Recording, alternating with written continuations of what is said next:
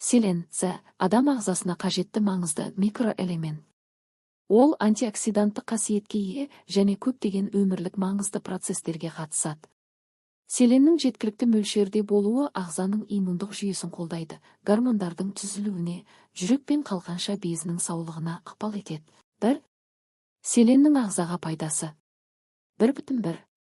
Қуатты антиоксидант. Селен еркін радикалдарды залалсыздандырады, қартаю процесін баяулатады және қатерлі ісіктердің алдын алуға көмектеседі. 1,2. Қалқанша безінің қызметін реттеу. Селен қалқанша безінің гормондарының түзілуіне қатысады, зат алмасуды қалыпты деңгейде ұстайды. Гипотиреоздың қалқанша безінің әлсіздігі алдын алады. 1,3. Иммундық жүйені қолдау. Инфекцияларға қарсы ағзаның төзімділігін арттырады. Қабынуға қарсы әсер көрсетіп, вирустық аурулардан қорғауға